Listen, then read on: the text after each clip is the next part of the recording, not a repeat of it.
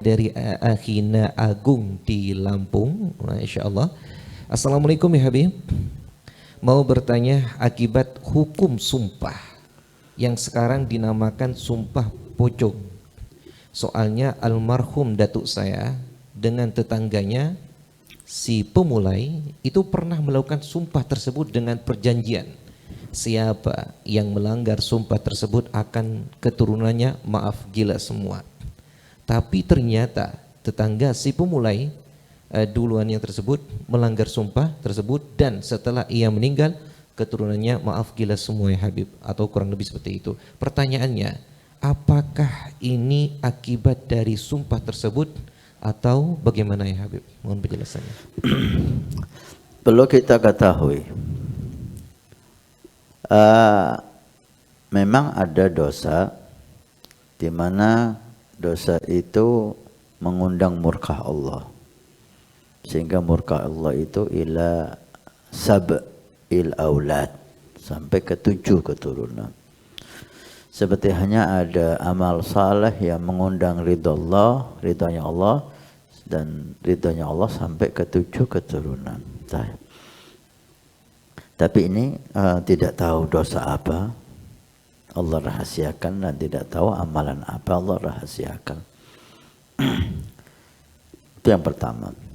Kemudian yang kedua tentang sumpah pocong. Sumpah pocong tidak ada di dalam agama, tidak ada dalam syariah. Dalam syariah ada sumpah itu dengan nama Allah. Sumpah itu billahi, wallahi, tallahi. Itulah kalimat-kalimat yang diasahkan oleh syariat untuk sebagai sumpah. Tentang sumpah pocong, ini satu melanggar syariat Nabi SAW, maka ini tidak dihimbau. Pernah satu saat di kejadian di tempat kita Probolinggo, ada seseorang mau disumpah pocong karena diisukan sebagai dukun santet. Itu biasanya sumpah pocong dilakukan. Si orang yang dituduh itu minta saya untuk menjadi menghakimi keadaan itu, menjadi penengah lah. Maka kita katakan tidak ada sumpah pocong. Kalau memang perlu sumpah, sumpah biasa. Itu pun jika tidak ada jalan lain kecuali sumpah. Janganlah kita ini gampang menuduh. Jangan kita gampang menuduh. Sihir itu memang ada, tukang santet itu ada, tapi tidak semudah tuduhan orang.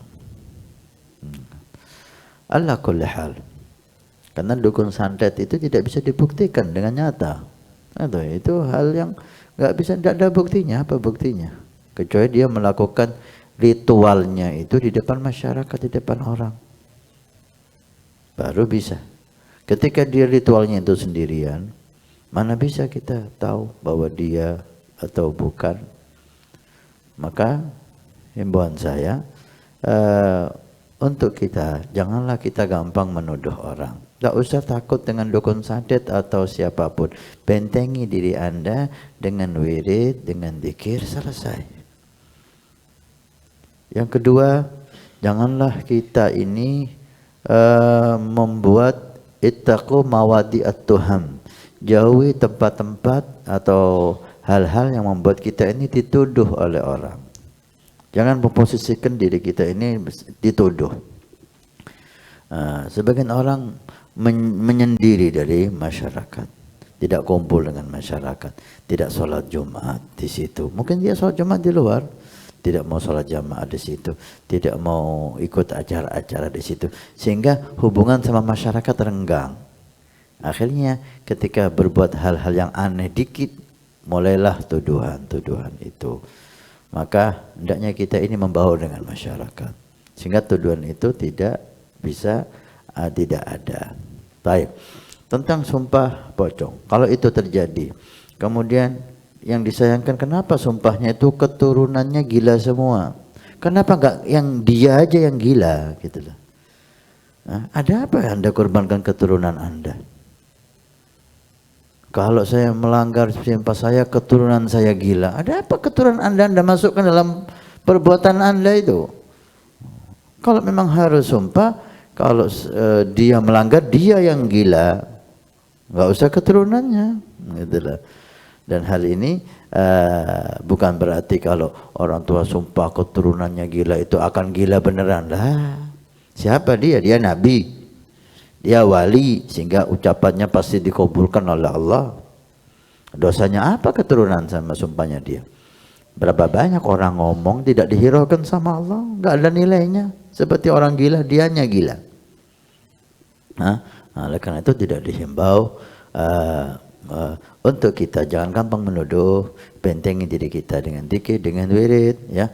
Untuk Anda, siapapun Anda, jangan Anda memposisikan diri Anda untuk dituduh orang.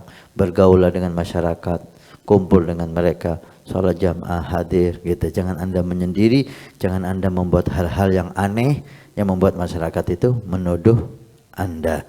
Dan siapapun yang sumpah, jangan Anda korbankan keturunan Anda. Kalau Anda tidak bisa dinasihatin, udah korbankan diri Anda. Kalau dia sumpah dia gila, udah Anda cukup. Jangan Anda bawa-bawa keturunan Anda yang enggak berdosa ikut dalam sumpah Anda yang enggak jelas itu, ya.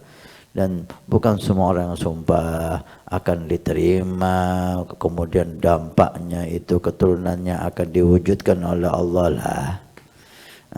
Banyak sumpah enggak ada artinya, dia yang gila keturunannya enggak ikut-ikutan.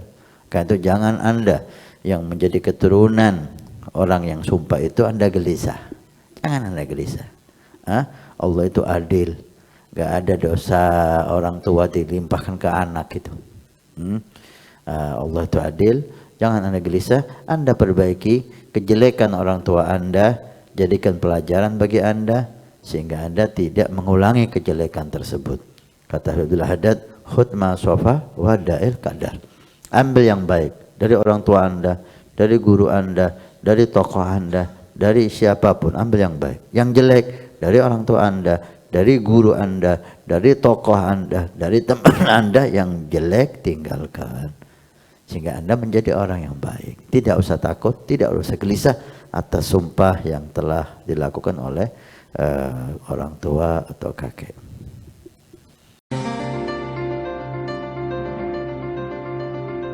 Nabi bersabda, "Man bana masjidan banallahu baitan fil jannah." Siapa yang ikut membangun masjid, maka Allah akan membangunkan rumah di surga. Pondok Pesantren Nurul Iman akan membangun masjid 2 lantai plus aula. Maka kami mengajak untuk kita dan Anda mendapatkan rumah di surga. Kami membutuhkan 2.000 orang per orang, 100.000 per bulan selama 1 tahun. Silahkan Anda daftarkan diri Anda atau almarhum dari orang tua keluarga Anda yang sudah meninggal, atau Anda niatkan untuk putra Anda supaya menjadi putra yang saleh salehah. Insyaallah dengan masjid di Pondok Pesantren Nurul Iman yang insyaallah makmur dengan salat, qiyamul lail, zikir, majelis taklim, belajar agama Allah, setiap kalimat, setiap bismillah, setiap ilmu Anda dapat pahala, setiap rakaat Anda dapat pahala. Hani'an lana wa hani'an lakum kalau kita punya rumah di surga Allah. Mudah-mudahan Allah mencatat kita sebagai hamba yang punya rumah di surga.